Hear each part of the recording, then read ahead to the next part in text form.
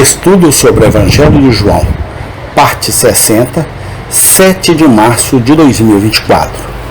João, capítulo 12, do versículo 27 ao versículo 33. Agora a minha alma está perturbada. E que direi eu? Pai, salva-me desta hora.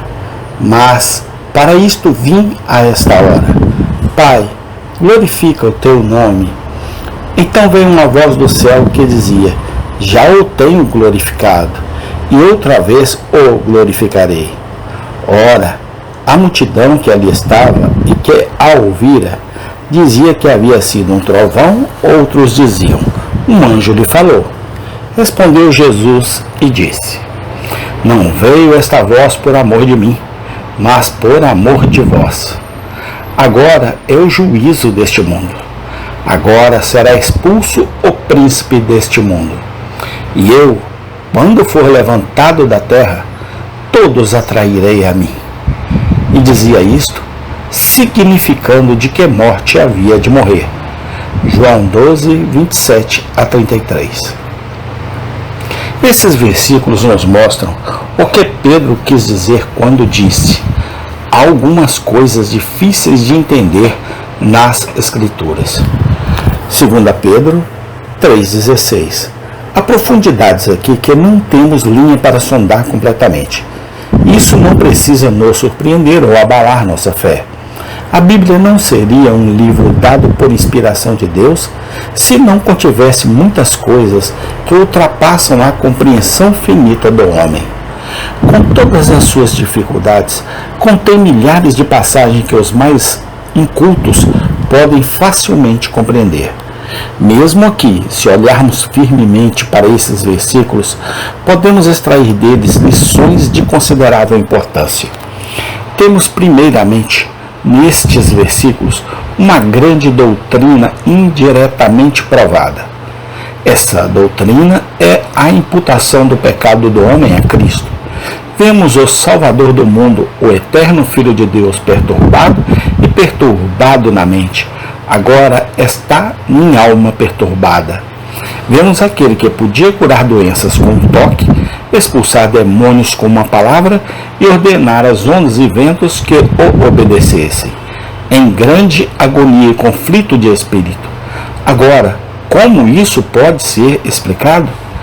Dizer, como alguns fazem, que a única causa do problema de nosso Senhor foi a perspectiva de sua própria morte dolorosa na cruz, é uma explicação muito insatisfatória. Nesse ritmo, pode-se dizer com justiça que muitos mártires mostraram mais calma e coragem do que o Filho de Deus? Tal conclusão é, no mínimo, mais revoltante. No entanto, esta é a conclusão a que homens são levados se adotarem a noção moderna de que a morte de Cristo foi apenas um grande exemplo de autossacrifício. Nada pode explicar o problema de alma de nosso Senhor, tanto aqui quanto no Getsemane, exceto a velha doutrina de que ele sentiu o peso do pecado do homem pressionando-o. Foi o grande peso da culpa de um mundo imputado a ele e se encontrando em sua cabeça que o fez gemer e agonizar e clamar: agora minha alma está perturbada. Para sempre vamos nos apegar a essa doutrina, não apenas como desatar o nó da passagem diante de nós, mas como a única base de sólido conforto para o coração de um cristão. Que nossos pecados foram realmente colocados em nosso substituto divino e suportado por ele, e que sua justiça é realmente imputada a nós e considerada nossa, esta é a garantia real para a paz cristã. E se alguém perguntar: como sabemos que nossos pecados foram lançados sobre Cristo? Pedimos-lhe que leia tais passagens como a que está diante de nós e explicá-las em qualquer outro princípio, se puder. Cristo carregou nossos pecados, gemeu sob o fardo de nossos pecados, foi perturbado na alma pelo peso de nossos pecados e realmente levou nossos pecados. Isso podemos ter certeza, é a sã doutrina. Esta é a teologia bíblica. Temos, em segundo lugar, nestes versículos, um grande mistério revelado. Esse mistério é a possibilidade de muito conflito interior da alma sem pecado. Não podemos deixar de ver na passagem diante de nós uma poderosa luta mental em nosso abençoado Salvador. De sua profundidade e intensidade, provavelmente, podemos formar muito pouca concepção. Mas o clamor agonizante, minha alma está perturbada, a pergunta solene, o que direi? A oração de carne e sangue sofredores? Pai, salva-me desta hora.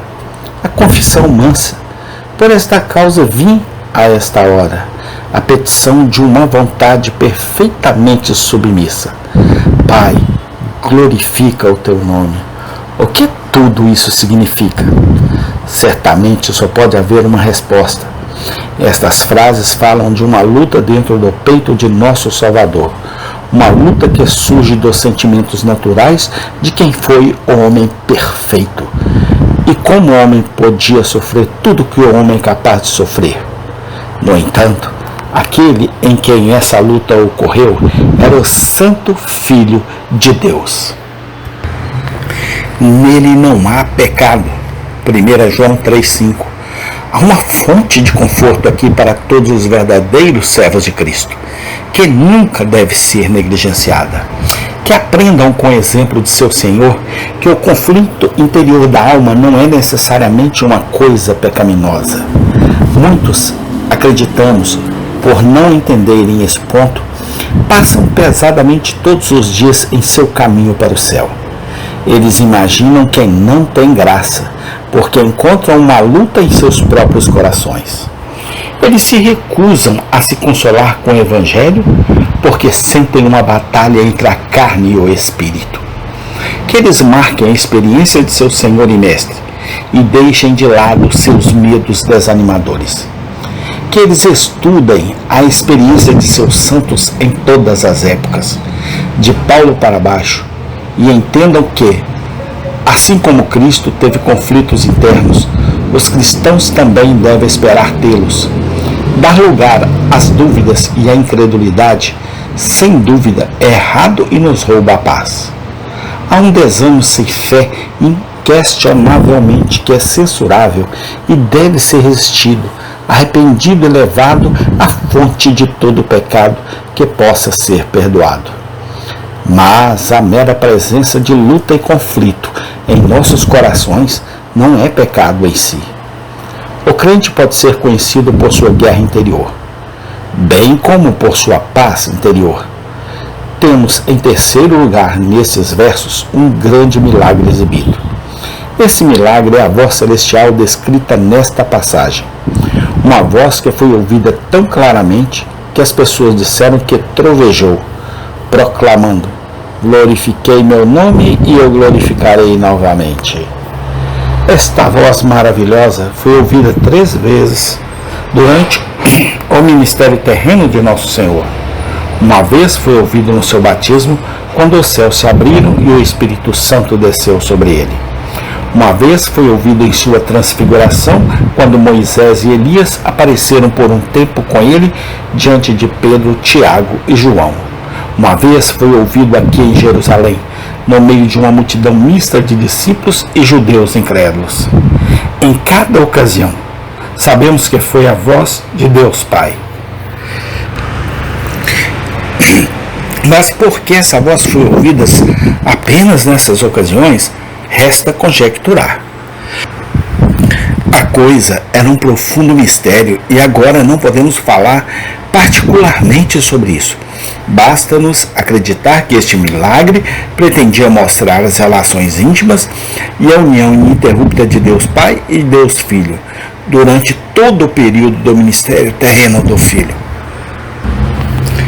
Em nenhum período durante sua encarnação houve um momento em que o Pai Eterno não estava perto dele, embora invisível ao homem. Acreditemos também que esse milagre pretendia significar aos espectadores a total aprovação do Filho pelo Pai, como o Messias, o Redentor e o Salvador do homem. Essa aprovação o Pai teve o prazer de significar por 3 vezes, bem como declarar por sinais e atos poderosos realizados pelo Filho em seu nome. Podemos muito bem acreditar nessas coisas, mas quando tivermos dito tudo, devemos confessar que a voz era um mistério. Podemos lê-lo com admiração e espanto, mas não podemos explicá-lo. Temos por último nestes versículos uma grande profecia entregue. O Senhor Jesus declarou: eu, quando for levantado da terra, todos atrairei a mim. Com relação ao verdadeiro significado dessas palavras, pode haver apenas uma opinião em qualquer mente honesta. Eles não querem dizer, como muitas vezes supõem, que se a doutrina de Cristo crucificado for levantado e exaltado por ministros e mestres, terá um efeito de atração sobre os ouvintes. Isso é inegavelmente uma verdade, mas não é a verdade do texto. Eles simplesmente querem dizer que a morte de Cristo na cruz teria um efeito de atração sobre toda a humanidade. Sua morte como nosso substituto e o sacrifício por nossos pecados atrairia multidão de todas as nações para crer nele e recebê-lo como seu Salvador, ao ser crucificado por nós e não por ascender a um trono temporal. Ele estabeleceria um reino no mundo. Não completamente esta profecia foi cumprida por 18 séculos. A história da igreja é uma prova abundante. Sempre que Cristo crucificado foi pregado e a história da cruz totalmente contada, almas foram convertidas e atraídas a Cristo. Em todas as partes do mundo, assim como limalha de ferro é atraído por um imã. Nenhuma verdade se adapta tão exatamente às necessidades de todos os filhos de Adão, de todas as cores, climas e línguas, como a verdade sobre Cristo crucificado. E a profecia ainda não está esgotada, ainda receberá uma realização mais completa.